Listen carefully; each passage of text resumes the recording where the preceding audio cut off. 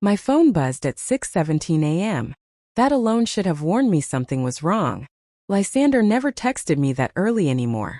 I sat up in bed, my joints stiff, my fingers slow as I reached for the phone on my nightstand. The screen lit up my small bedroom, the same bedroom I had moved into after selling my house. The house where my son grew up.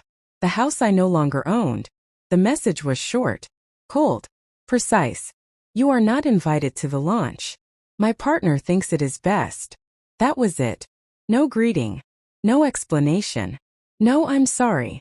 Just a sentence that felt like it had been sharpened before it was sent. I read it again. Then again. Then I placed the phone face down on the bed, as if it might burn me. My name is Odessa. I am 67 years old.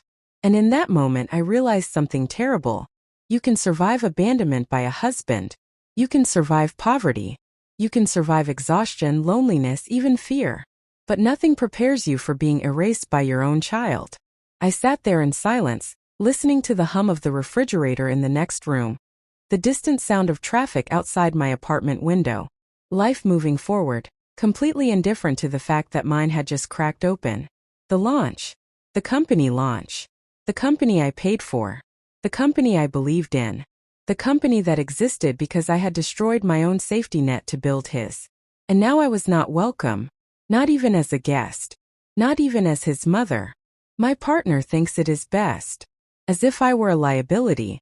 As if I were a public embarrassment.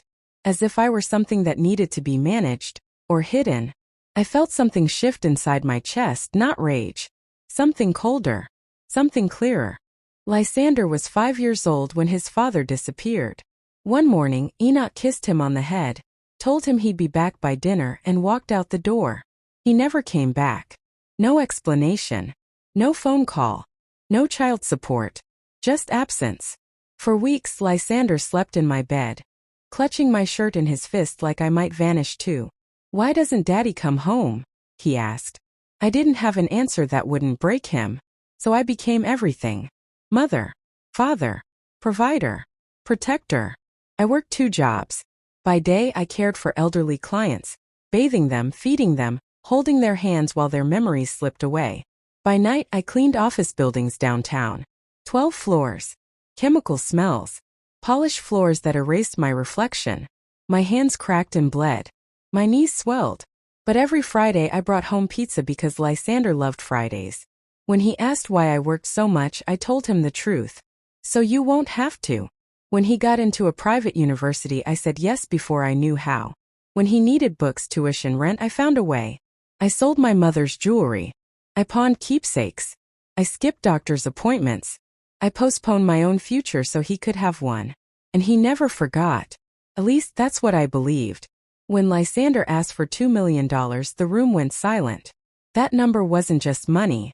It was my house, my inheritance, my retirement, my security.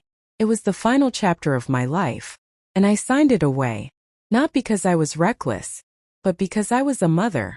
You won't regret this, Mama, he promised. And I believed him. First, everything felt right. Daily calls. Photos of the office. Pride in his voice. Then came Vesper. Professional. Polished. Controlled. She never raised her voice. She never needed to. She replaced me quietly. A suggestion here. A boundary there. Professional distance, she called it. My son called it growth. Called it loss. The Sunday dinners stopped. The phone calls faded. I learned about milestones from social media. The first million in sales. Team celebrations.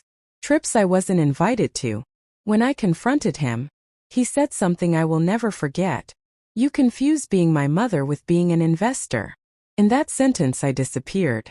I was no longer family. I was capital. And capital does not get feelings. The launch happened without me. I watched it on a live stream link someone else sent. I saw my son on stage. Confident. Successful. Smiling. He thanked his team. He thanked his partner. He thanked the investors. He never said my name. I am still his mother. But I am no longer invisible. I learned too late that love without boundaries is not sacrifice. It is permission. If you are listening to this and you are a parent, do not fund your own erasure. Do not disappear so your child can shine. Because if you give someone everything without protecting yourself, one day they may decide you no longer belong in the picture you helped create. And when that happens, the silence will be louder than any betrayal.